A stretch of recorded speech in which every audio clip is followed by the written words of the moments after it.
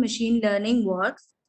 Now, the important thing is use your chat section for any communication, any doubts you have, any suggestions you want to give me is like lower your pace or increase your voice or anything, use the chat section. Don't unmute yourself because that will create a problem, a lot of noise.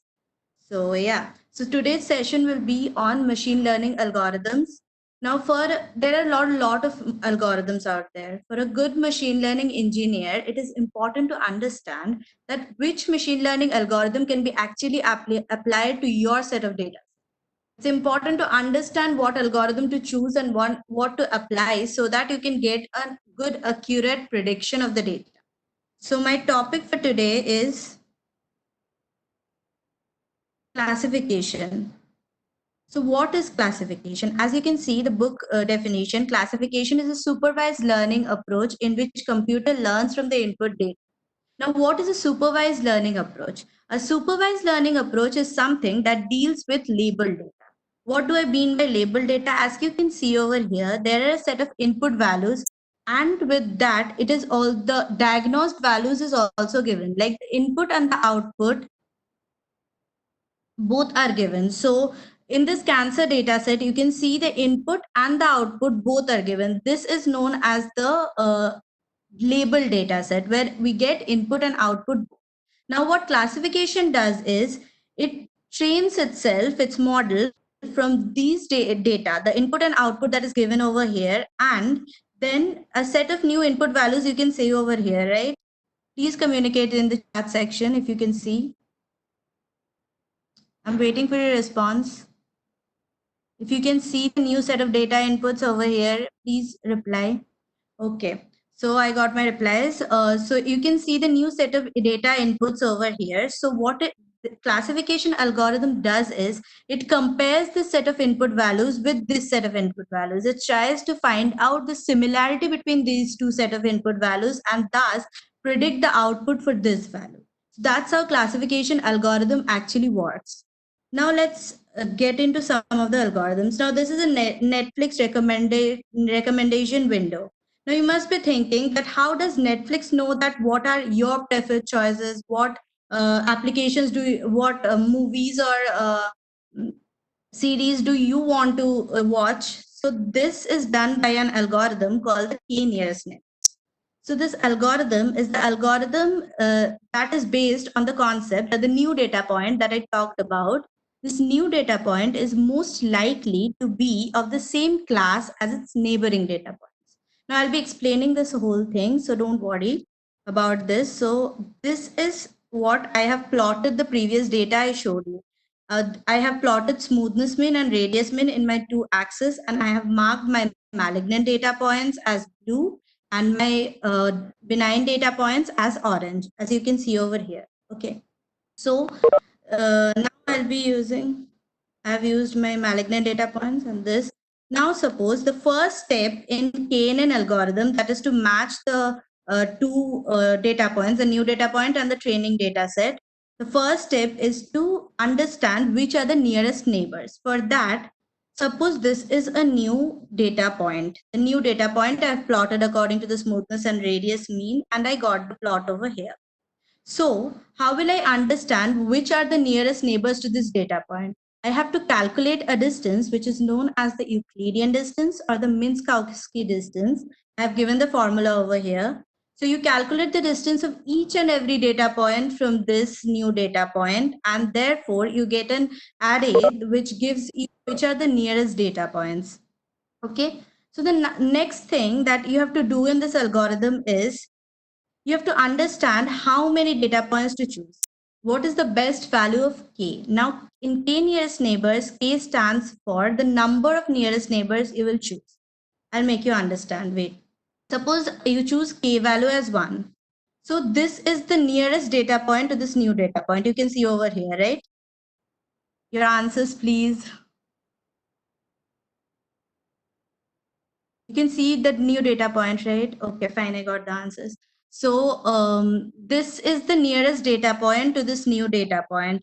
So if I take k equal to 1, then I'll be classifying this new data point same as my orange data point. That is my benign data point because its nearest neighbor is 1 and nearest neighbor is found by the distance calculation. If suppose I take k value as 5. Now see, the 5 nearest neighbors to this new data point would be this one, these two, and this one. So now you can see a change in the prediction because there are 3 blue data points as its neighbors and 2 orange data points. So now the new data point will be considered as a blue data point, that is a malignant data point. That's how important is it to choose what is the correct value of k. Now I'm saying repeatedly that I choose the value of k. Now, how do I know what is the best value of k? For which value of k, for what the what k value I should choose? Now that is found out every time. Like it's a hit and trial method. You take different values of k and then you put in the algorithm. You fit it, you train it, and then you predict the accuracy of it. The one with the highest accuracy, that k value you choose. And now it's not important to understand this. When I'll be coding, I'll be making you understand how to choose the best value of k. So for now, how as a programmer you will choose the best value of k, leave it. You just understand that what is the impact of this value of k. Okay. And the next step is deciding the weightage of each data point. Now another thing you can see over orange data point is much closer to the new data point than the other 4 data points. So common common sense says us that this will have a more impact on this new data point compared to these data points. So we can also decide distance as the weightage of the data points. What it does is the one that is nearer to the data point, it gives a better priority to that data point than the other data. We can also consider all these data points as uniform. That is, every data point will have equal impact on this new data point's prediction. Now, that is again dependent upon the programmer, and that is also dependent on the in which case you are getting the better accuracy for your data set. Every time as a machine learning engineer, you have to find out for what parameters for every machine learning algorithm you are getting the best accuracy. So that's the k is a parameter, weightage is a parameter, so it's upon your choice. How will you decide this? I'll tell you in the coding section. So now let's go on to the coding section. I hope you can see my Jupyter notebook over here. Answers. Can you see my Jupyter notebook? Okay, fine, I got the answers. Now you will see that I have imported some packages over here. First, okay, Praneeth, what's your question? You raised a hand. Is there anything you want to say? Fine, I'm moving forward then. Okay, so here you can see that I have imported some of the packages. First, leave it because it's advisable that in every section, whenever you need any of the any of this um, you need this matrix or you need the pre-processing thing, any of this, then import it there only and later on copy paste in the upper section. This keeps this together, but it's advisable to do it there so that you understand where. If you see this, that this package not imported, this error, then you will understand in which section this package is not imported. So it's important that you import it with while coding and then copy paste it. Now you can see that I have imported this data set. No need to worry. I have done the coding from before because in the previous webinars, I've seen that due to the coding inside during the webinar, it's very like it takes a lot of time. So I have coded it before I've run it, and I'll be sharing this notebook with you at the end of the webinar. You can try out all the codes, and then if you have a problem, you can definitely need me. So you can see over here that I have imported the data. This data set also I'll share with you. This is a data set downloaded from Kaggle only, so you can understand. Now I have done something which is data visualization. Now I'll tell you why this is very important. This df.head actually shows me the first 5 rows of my whole data set. Now this tells me where I have to do the pre-processing part. Now, as you can see over here, that's in diagnosis columns, everything is marked in form of string, like it's M, and it's not ones and zeros. So I can't work with M during classification algorithm. Computer doesn't understand M. So what I do is, now I understand from by seeing this data set that I have to change the M to 1 or B to 1, whichever, to ones and zeros. M and B to ones and zeros. This data.shape gives me the number of rows and columns. This is also important when you're plotting the data. So this data visualization part is very important. As I said, in pre-processing, you will understand what pre-processing you have to do from this part. Now, moving forward, I have done something which is called plotting the data. Why is this important? Because when in machine learning, when you plot the data, you will get a rough idea what are the machine learning algorithms you can actually use to separate these data sets.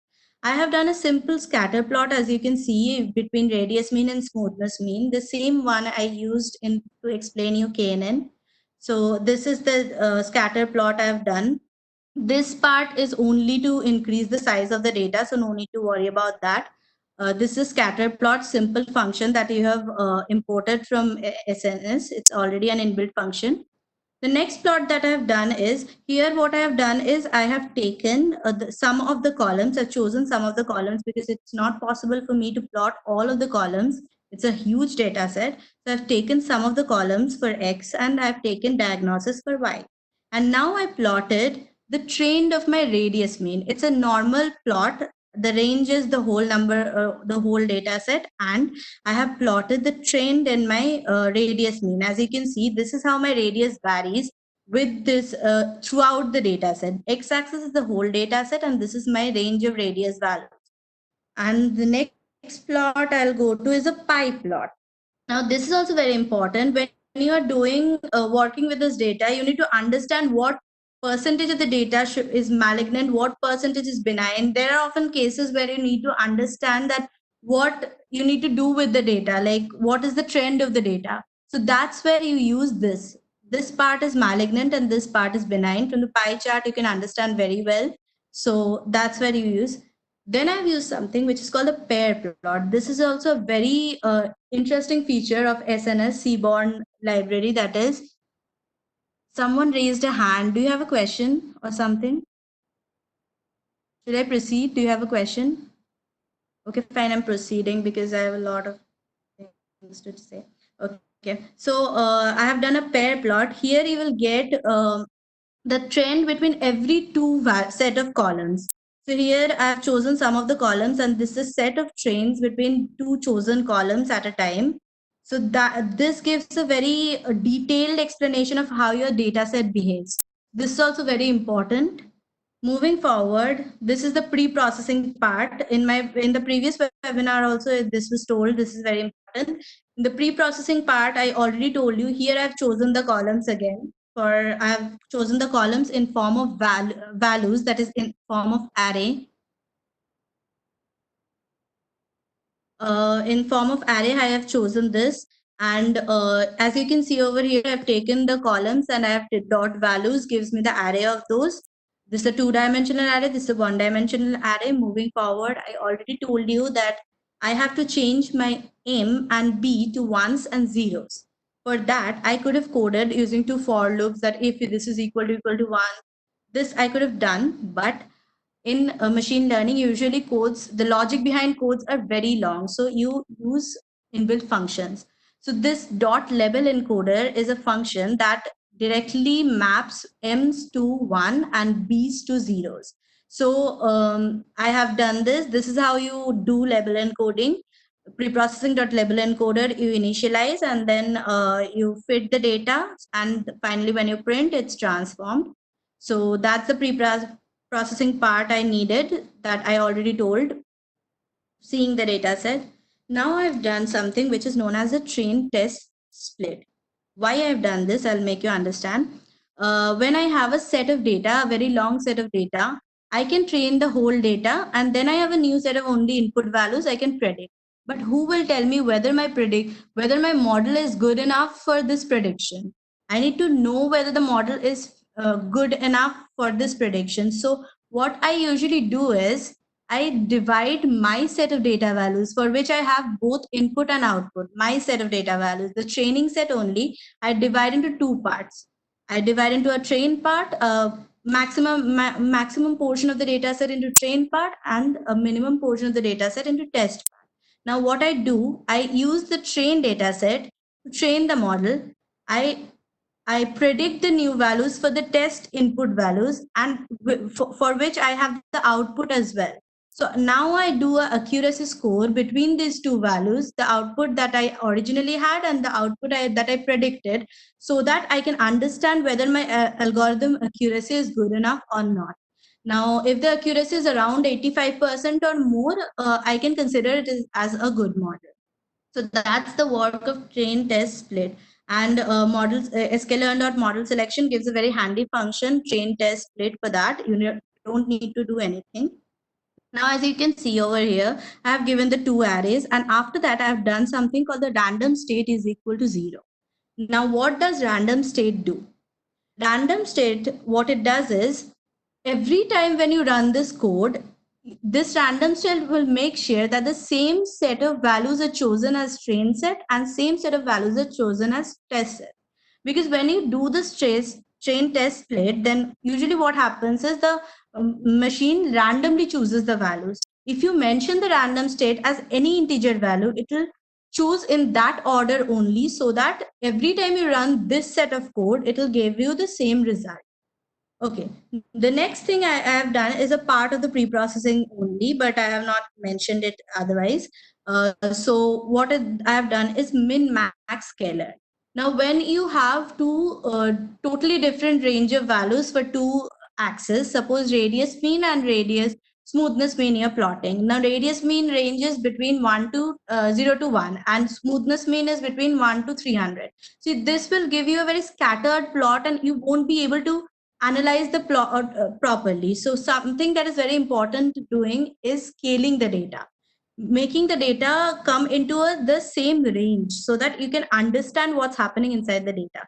So that is done by min-max scalar. I have given the formula for min-max scalar above, but there's no need to remember this data. You can also use something called standard scalar. Pre-processing that standard scalar is also does scaling only. Now I have fitted the data for this too using fit, and I have scaled the data in this section. Now I come to the original section, that is the KNN classifier.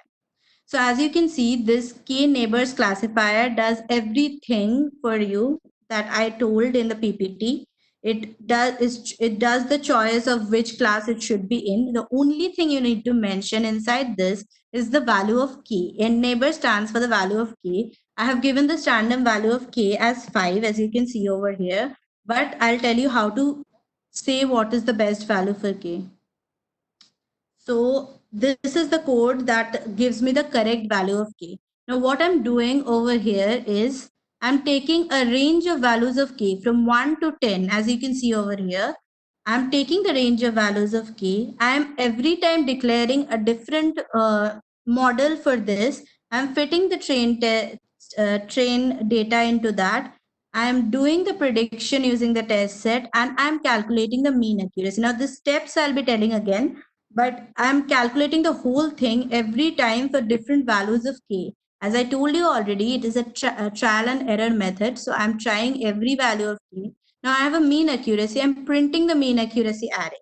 So that's how I get this, the correct value of K. Now this is a random value of K I have taken. Then I do something dot feed, and I give train data and Y train, X train and Y train. I'm fitting the training data. After that, I have my model fitted. After that, what I do is prediction. So for prediction, I give the test data and I predicted something dot pred knn. You understood this? After that, this is an inbuilt function that gives you the train score and the test score. You give it's according to the parameter that you give inside the brackets. The first one is giving me the training score, and the second one is giving me the test score. So as you can see over here, that this is an inbuilt function, and Always remember, train score should be better than test score, ideally. It's not like compulsory, but it's ideally, conventionally, we consider that. And the next thing that I do is metrics.accuracy score. Now, in Pred KNN, I had predicted the values of from X test scale using my model. And in Y test, I had the actual values. So now I fit both those two values. I give those two values as parameters of accuracy score, and thus I get the accuracy as 90.2%, which is pretty good for a model. Now, as I already told you, I have done for a range of key values, I've done all of the steps inside the loop, as you can see over here, and then I've printed the mean accuracy. Now, there might be the case that mean accuracy is such a big array, is such a like the range of k is very long, and you don't want to see what are the values. You can also plot the value of k. For here, as you can see, for every value of k, I have plotted the accuracy for that. Here, directly from this graph, you can understand that for this 4 value, I have got the best accuracy over here. This is a normal plot. Normal plot, I've taken the k range and the mean accuracy. I showed the radius mean trend wala plot.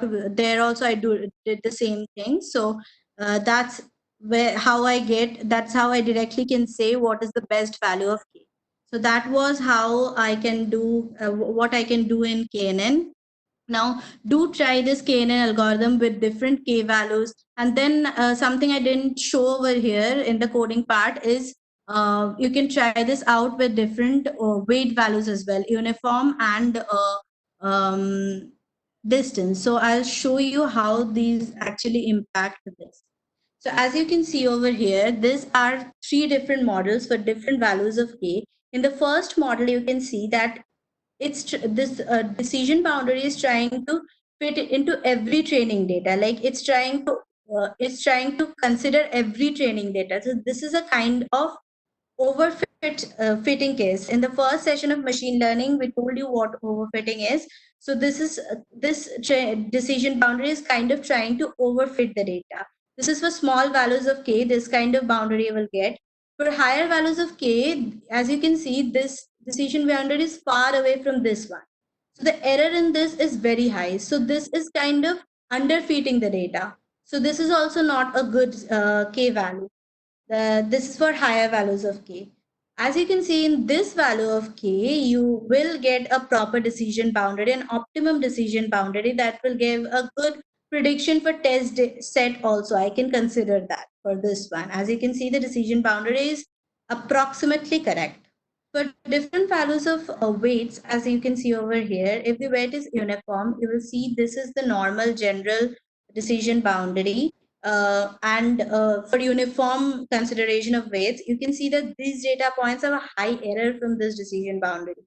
These are not at all fitting into this decision boundary. So this is not a very good prediction. Rather, this will be a very good decision boundary. So yeah, that's how it's different for uniform weights and for distance weights. For declaring the weights, you have to do nothing. Just write weights is equal to uniform or is equal to distance, and that will give you the answer. Moving forward, my next algorithm is, you have known that machine learning can do face recognition, right? So how does face recognition occur? So the algorithm behind this is something called support vector machines. Now, what this algorithm it does is it plots a very correlated kind of a data into a higher dimensional data to have a very simple linear boundary separating that. I'll explain you the whole thing, what I mean by all this.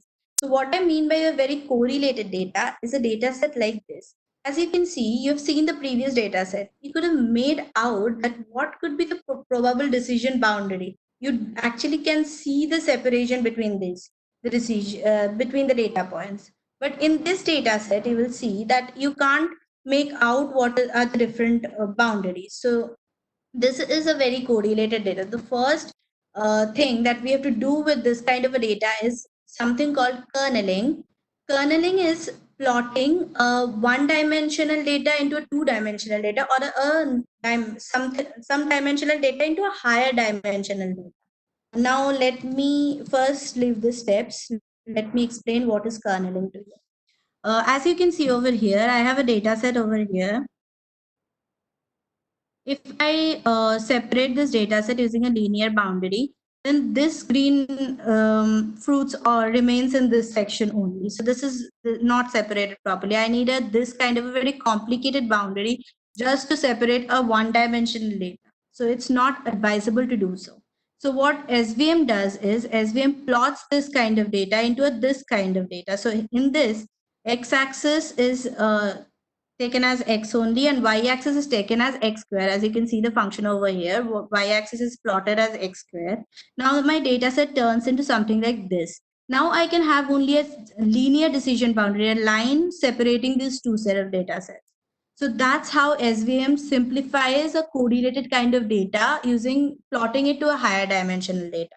As you can see over in the next one also, in radial basis function also, this function plots from two-dimensional data to three-dimensional data.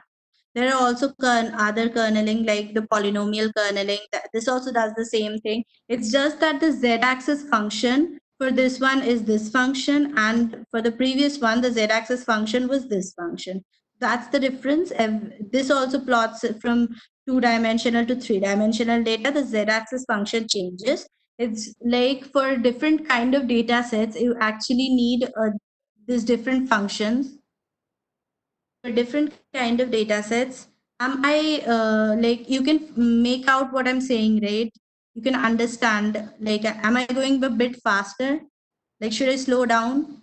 Guys, answers.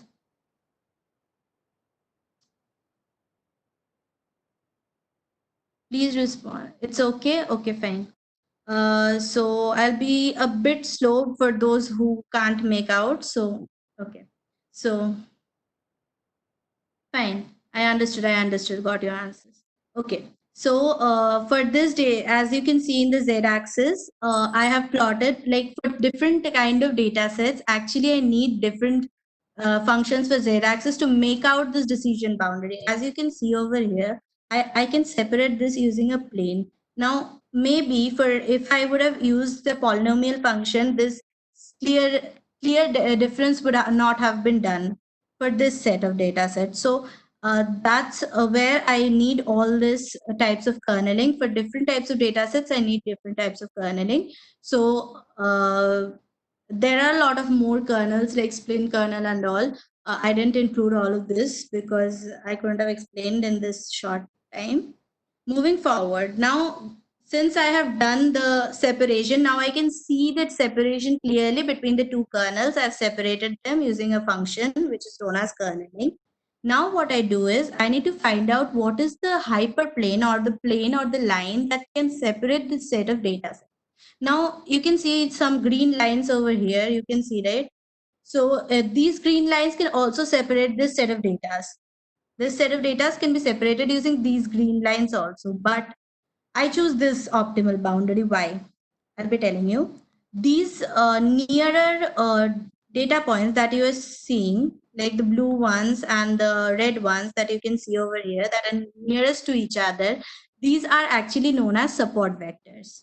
What our aim is, our optimal hyperplane should be at the mean between the support vectors. It should have the maximum separation between from the support vectors, at the same time being at the being of equal distance between the two vectors. So that's at the actual mean point the hyperplane should lie. Now there will be an equation for this hyperplane, whether a plane or a line, there will be an equation for this. When I fit my new set of data values into that equation, if the data values give me something greater than 0, then it will lie in the blue section. And if that set of data points give me a value less than 0, then this can be classified as the red, as in the red region. So that's how SVM actually separates that kind of a correlated data. So I'll be going back to the steps. As I already told you, that first step is doing the kerneling of the data. Then next step is finding the appropriate function parameter. Now I'll tell you what is this step doing. Now you can see x square over here. This might be the case that 2x square would have given me the correct set of data. So this also depends on the programmer only. I'll tell you how to choose. Again, hit and trial method you have to do. See, machine learning has a lot of hit and trial method because there's no standard rule how to do it. So you could have used 2x square, 3x square. That would have given me the correct set of data with a linear boundary. So this is important to choose. The second step is to choose the correct function parameter. The third step is to find the line or the hyperplane, as I explained over here. How will you find the line or the hyperplane? Now the fourth step is determining the correct value of hyperparameters. Now, what I mean by that, as you can see, there are certain hyperparameters. The first parameter is known as, wait, I'll be changing my this. The first parameter, as you can see, is known as the C parameter or the regularizing parameter. Now, for a very high value of C, you will find something like this, that this will try to again fit into every set of data points. So this is trying to kind of overfit the data. And for a very low value of C, for regularizing low value of regularizing parameter, there are high errors from the training set of data. So neither this is good, neither this is good. So you have to find an optimum value of this regularizing parameter again to fit into the data.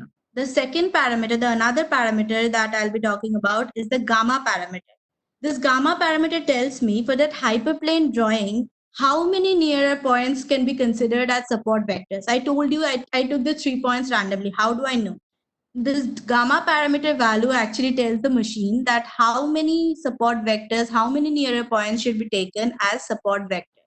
So this gamma parameter value and the C parameter value both are hit and trial done by hit and trial method, as I did that key parameter value. As you might remember that I took different values of K every time I feeded the data and I saw the accuracy. So for gamma and C also, that is the only way you can do. Now let me go to the coding part of this. Okay, so this I've done. The next is the SVM classifier. For this, what I've done is I have taken different kinds of kernels and I have shown the plot for that. Now, this is what plot decision regions is, a two-dimensional plot. So for the first, initially I have taken only two columns for the fitting. I have taken two columns. I've declared my model, and C value I have just randomly taken as 0.5. I should have checked for different values of C, but for showing, I just took C value as 0.5. I already told you this is a regularizing parameter, and I have taken kernel as linear. Now what I've done, I have fitted my training data into this model. Now I have done something which is the plot decision boundaries. As you can see, these are the X labels, Y labels, general thing, plot dot show. You can see that this is with the linear kernel, this is the plot I get. Okay. Moving forward, I have now fitted the whole training set. As you remember that I have taken only two columns over here, which is obviously not advisable because you should train the whole data set into to get the proper prediction. Now I have trained this whole data set for the same. And for RBF also I've done the same. RBF is radial basis function. I showed the equation to you. For RBF also I did the same, and you will see this decision boundary is different from this decision boundary. So I have again taken two and then I have fitted, and then I have fitted the whole training data set. I'm going a bit faster because I'm left with a lot of things to teach, and I'm only left with 20 minutes, I guess. So you will get this notebook, so you can just check through the codes, and it's just fitting the model, just declaring the model and fitting the model. That's it, and then plotting the model. It's nothing big. So in the next thing, what I've done, I have taken polynomial model. As you might remember, I showed in the slide the polynomial equation as well. There was something like alpha x plus b to the power d. So that d stands for the degree. Now degree is a variable for polynomial kernels. So degree value is again a hit and trial value, the one giving you the highest accuracy, as I showed for key value. You have to choose the degree value like that as well. So you can see over here, I've declared the kernel as polynomial, and then I've declared the degree as 8. I've fitted the model again, I've plotted the decision regions, and this is what kind of a plot I get. This is what kind of a plot I get, and then I've fitted the whole training data set into the tree models. Now my next step would be predicting the data.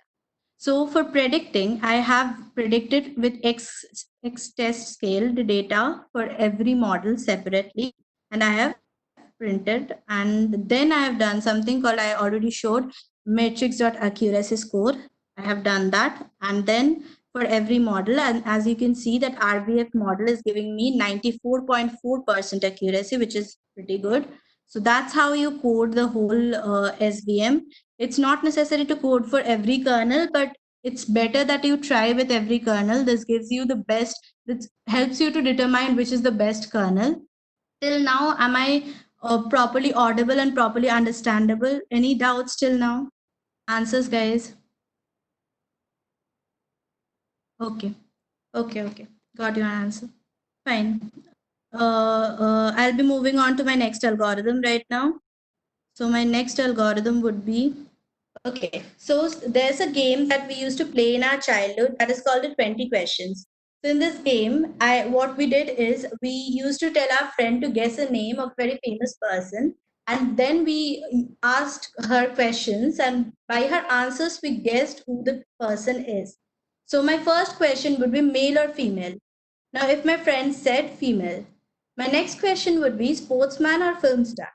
If she said sportsman, my next question can be badminton or cricket. She said badminton. So the first name that comes to my mind is Saina Nehwal. That's how I went to the decision that my friend might have thought Saina Nehwal's name as the very famous person's name. So you can understand, right? This is how this is the flow of the game, and this on based on this concept only, the our next algorithm is designed. This is called the decision trees. What this algorithm does is it continuously splits the data based on a certain parameter until it get into a final decision, a pure note or a final decision. I'll explain this whole thing. Okay, so let me take this as the decision boundary. Important things I'll tell you about decision trees is this thing is known as the node, the parameter on which we do the splitting. This thing is known as the branch, the different decisions that I can have.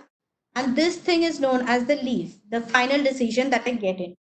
So moving forward, the first step in decision tree is choosing the most important parameter for split. Now, how do I know what is the most important parameter? This will be my next slide.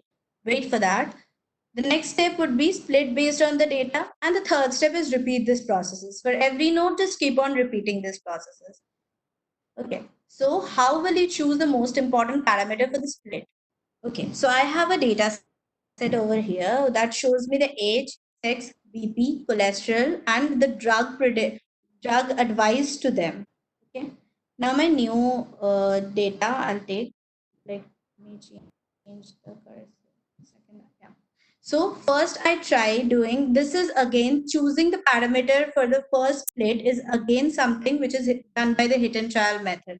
There's no standard way that the machine learning programmers know that. Again, you have to try different parameters and choose finally what should be the correct one. So I have done this here with the sex one. So I have splitted this, and now when it's female, I get 3B and 4A. For male, I get 6B drugs and 1A drugs. From this 9, for now, just ignore the E values. I'll tell you what the E values are. For now, just confirm with me if you understand how I splitted the data. For female ones, I just splitted what are the 3B, what are the number of drugs given, and what are the number of drugs given over here. Are you guys with me? Like you understood how I splitted the thing? Please respond. Okay, fine. Got my response. Fine. Okay, so you just see that I have splitted the data. Now I have done the same thing with cholesterol. Now I have two different parameters. Parameters is basically the attributes or the columns, you can say. I have done this with split the same thing with the two parameters, and I have got a set of values for each node, that what number of drugs are given to each node. But this doesn't tell me what is the better parameter. So I need to have some mathematical value that tells me what can be the best parameter. For that, the value that I choose is called entropy. So I'll tell you how entropy is calculated. Entropy, as you've already read in chemistry, that it is the randomness. So in machine learning, entropy stands for the randomness of data.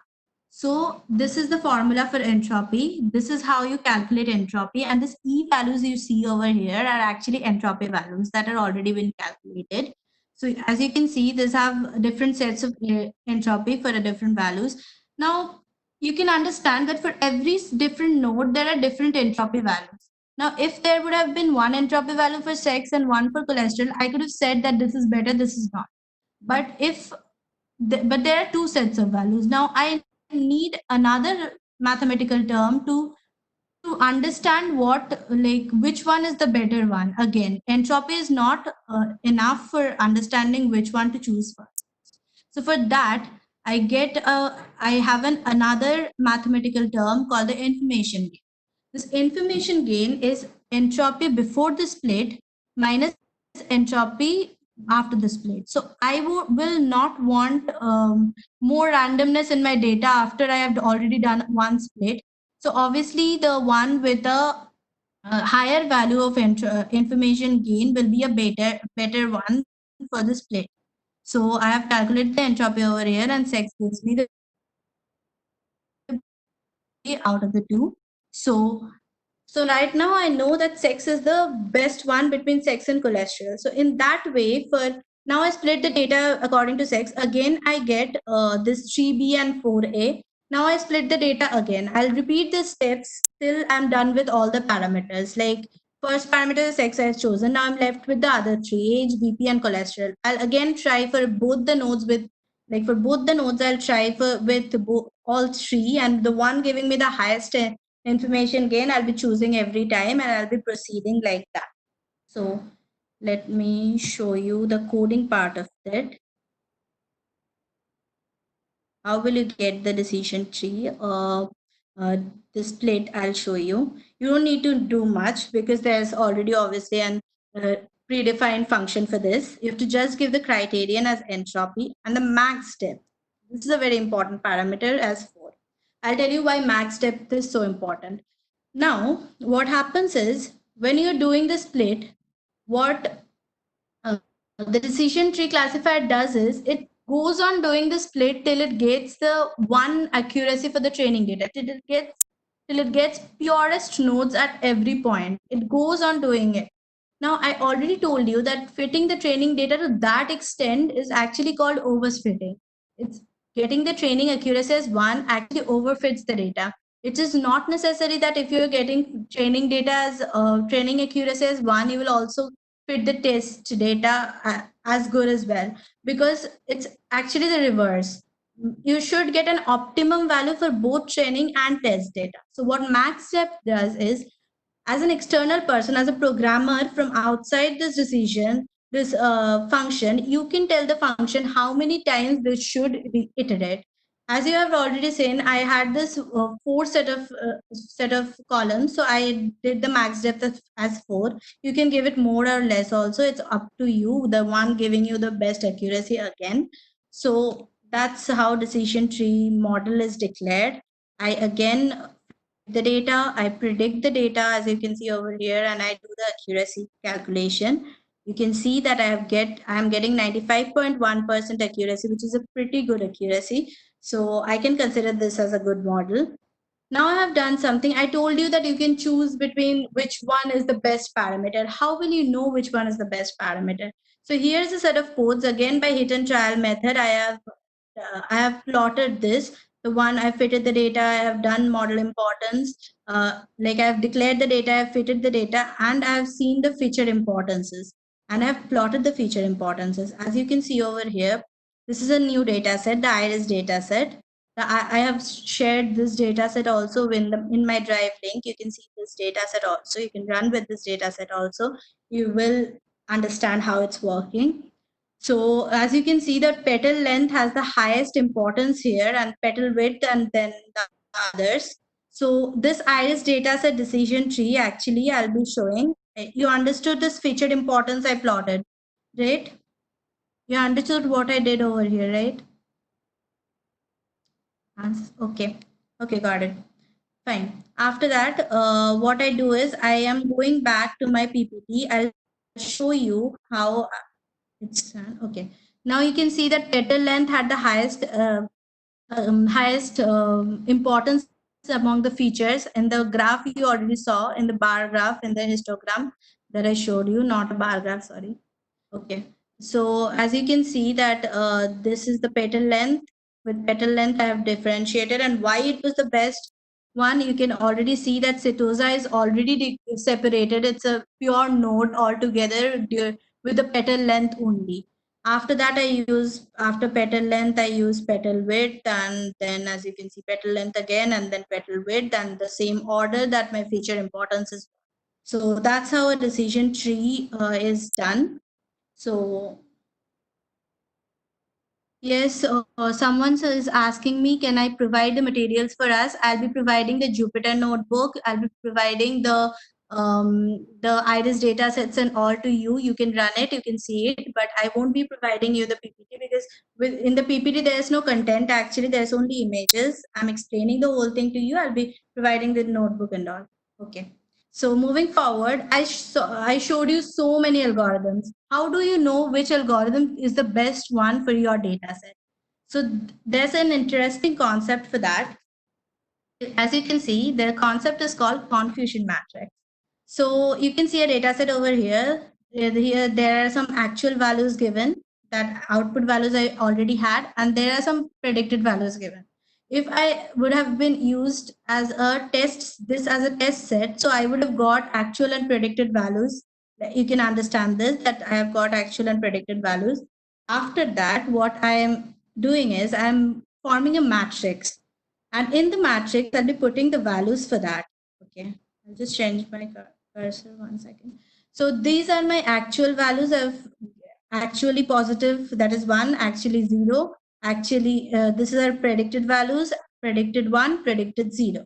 Okay, so as you can see, true positive means actually also the value is 1.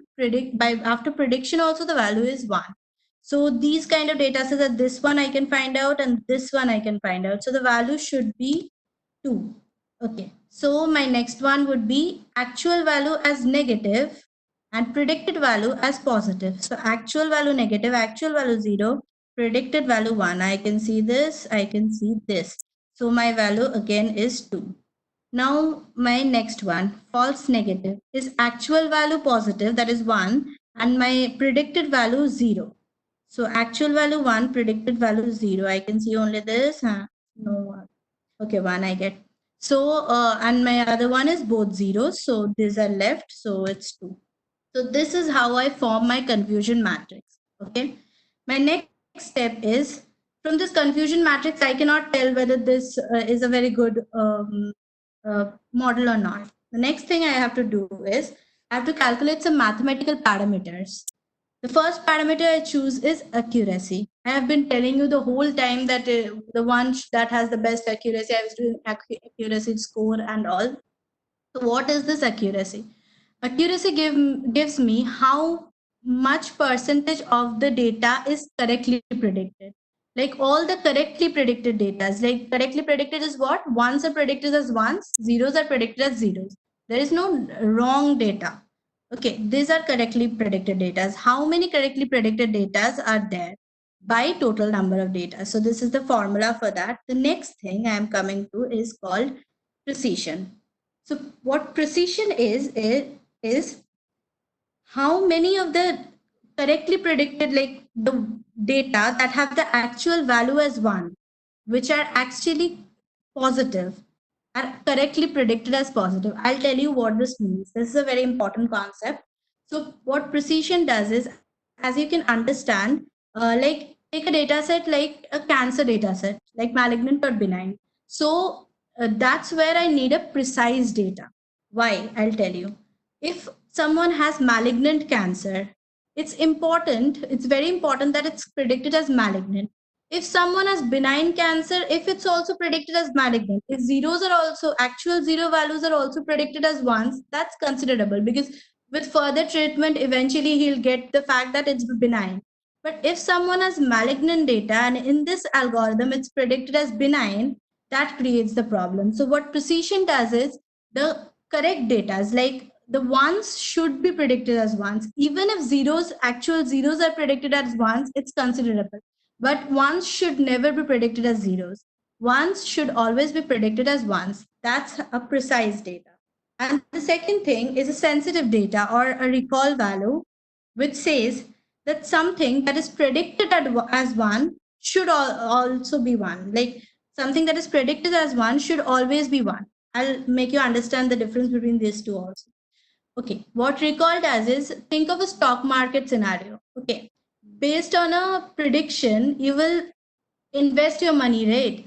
So based on the prediction, if it's predicted as one, then the actual value should be one, because if it's predicted as zero, like if it's predicted as one, the actual value should be one. If it's predicted as zero also and the actual value is one, that is considerable because it's not predicted, but you invest and you get the profit. So it's considerable. But if it's predicted as one and you've invested believing on the prediction and now it's giving me zero. So that's not acceptable. So that is a sensitive data that I have the predicted values as one means that actual should be one, and precision means I have actual one, that means predicted should be one. Now for precision, zeros are allowed to be predicted as one. In Zeros are allowed to be predicted as one. In sensitive data, ones are allowed to be predicted as zeros. So you can understand this. Even if you didn't understand, I tried to make you understand. It's a very confusing concept. I understand that, because the if you read this afterwards how this varies, because there are something called precision recall curves that you plot, and you actually precision recall curves that you plot. So using that curves, you can also understand. I will tell you that study about precision recall curves, study about ROC, AOC, AUC curves. I didn't involve all this in this one because I didn't want to extend it much, because already I had a lot of content to teach. So I cropped off a lot of algorithms as well. So yeah. So these are recall or sensitivity. And the next concept is specificity. That is a true negative rate, not a that important concept. But I have this parameters, and I told you that for cancer data set, I need a precise data. For stock market, I need a sensitive data. Now, how do I understand that what is the for every algorithm, what can be the optimal data? Now, there should be one mathematical value that gives me the what actual data I have taken. So you can see over here, there's something called F1 score. I have calculated F1 score from precision and recall. This is the formula for F1 score. This F1 score directly gives me that what sorry this F1 score, a higher F1 score says, like if I have F1 score for more 3 or 4 data, the one with the highest F1 score, ideal value is 1. So highest F1 score would be chosen as my correct correct scoring parameter. I'll see that parameter for that model. I'll choose that model for my data set. So yeah, I see the F1 score at the end. Just remember this. You need not go into accuracy, precision, recall details, because it's very confusing. So go for F1 score. Moving forward, I'll be just calculating the F1, all this values for you. I had formed this matrix, as you can remember. I've just calculated the values according to my formula. These are the values I am getting: accuracy, precision, recall, sensitivity I've calculated. The next value that I'm getting is the F1 score value. As you can see, it's 0.56. So this is not a very good value for F1 score. Obviously, you can understand it should be something around more than at least 0.75, but I just took this data set randomly, so I got this. Okay. So now I'll be telling you how you can code this algorithm.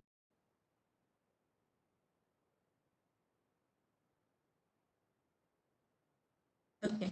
So as you can see over here, evaluate for creating the confusion matrix, sklearn.matrix give me a given inbuilt function confusion matrix, and I give the y test and the pred knn. I've done this for only knn because afterwards I'll tell you how to do this whole task or calculating all this within one function.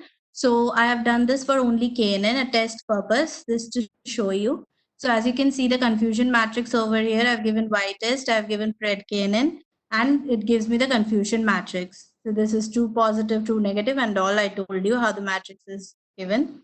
So the next thing I've done, I have plotted a heat map. Now, what is heat map? This has been told to you in our previous webinar.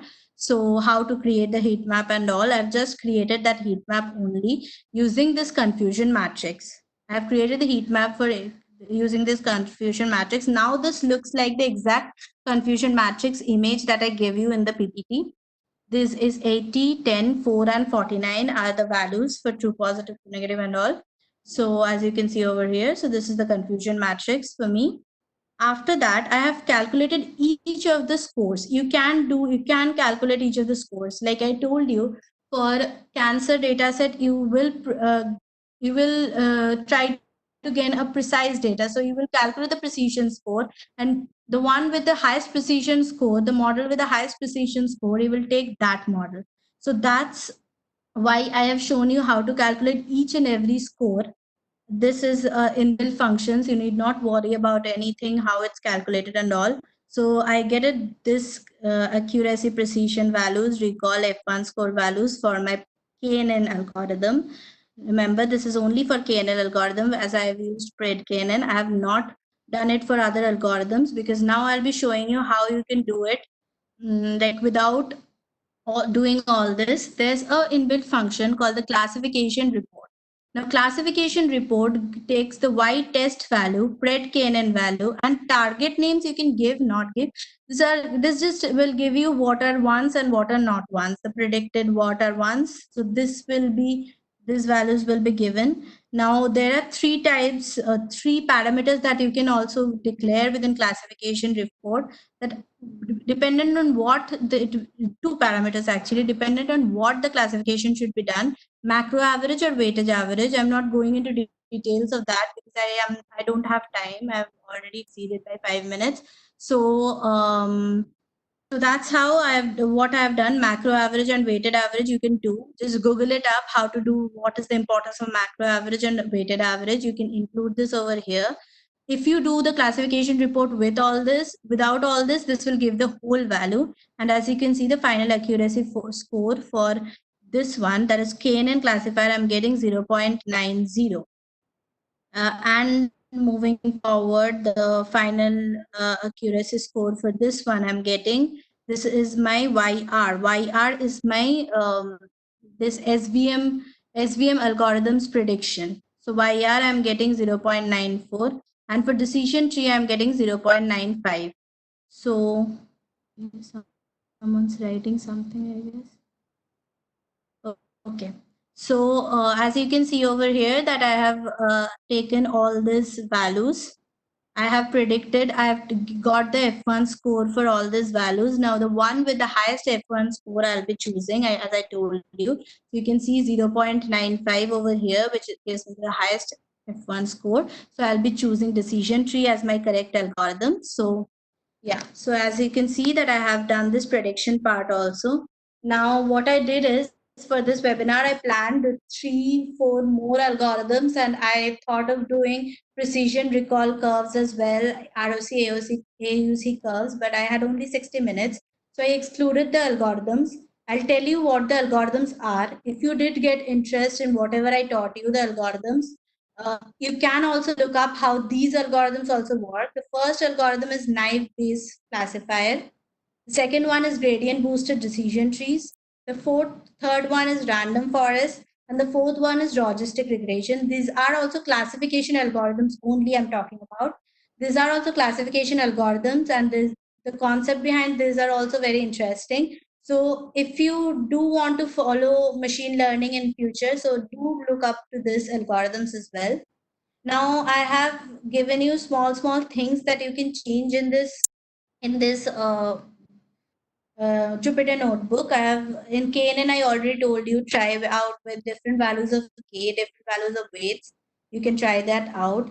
For SVM algorithm, I'll say there are more than like there are 8 to 9 kernels out there. So try out every kernel for a set of data. You can understand in that way that how each kernel behaves, how well each kernel actually fits into the data. For different data sets, there will be different kernels giving the highest accuracy.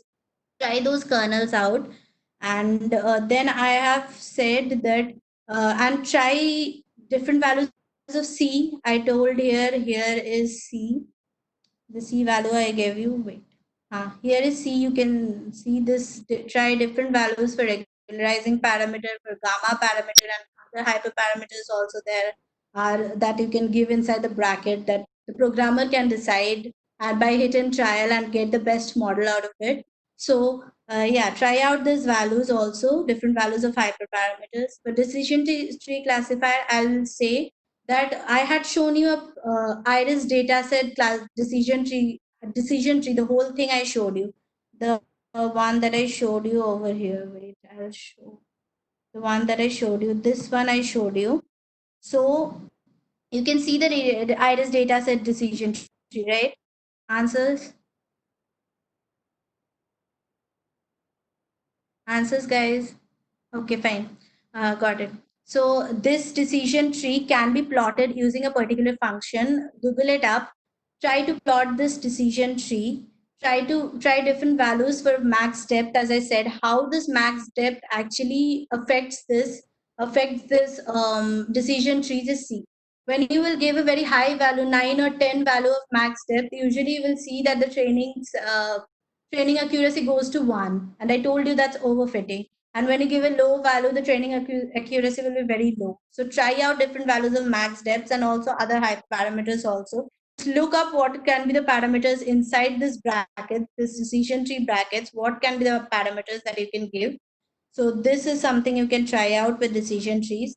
With evaluation matrix, I would say that try out the ROC, AUC curves, try out the precision recall curves, and try to understand how these curves actually, how you understand for which data set, which precision or recall or accuracy, which one should be the highest for which data set. As I told you, for cancer one, I'll see for a precise data, and for stock market I see for a sensitive data. So to find out for which data set which one is needed.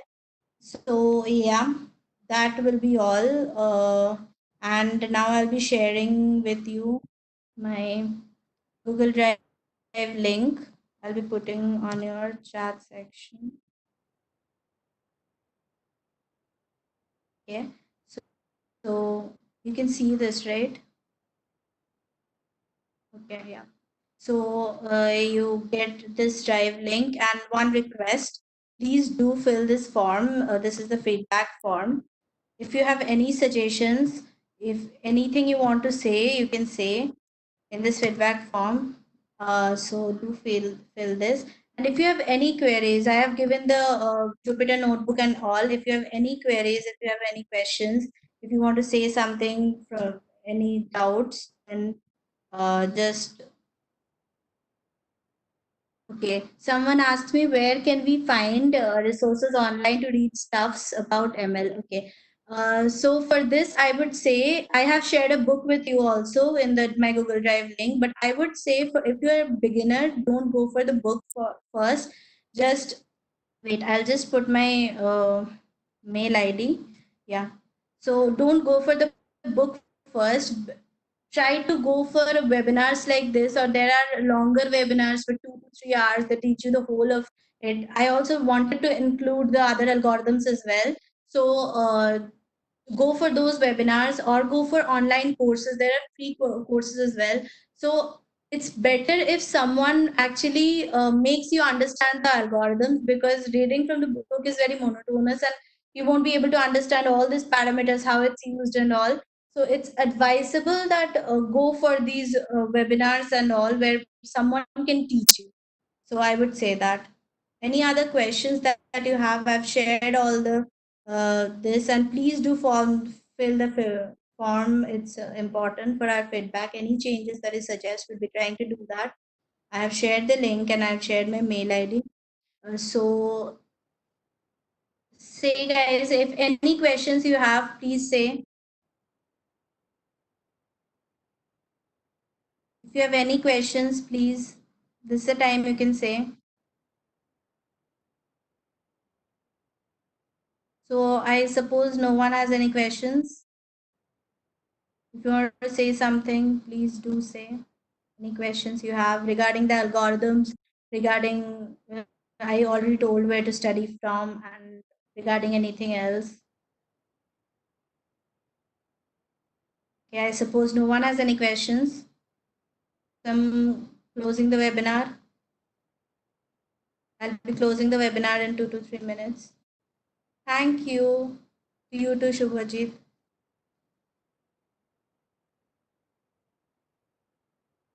Anything else you want to say? And I would request that please fill the feedback form. It's very important for us. So yeah.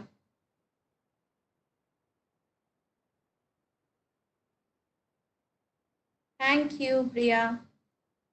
So now I'm closing the webinar if no one has any questions, I suppose. Okay, so I'll be closing the webinar. Bye bye.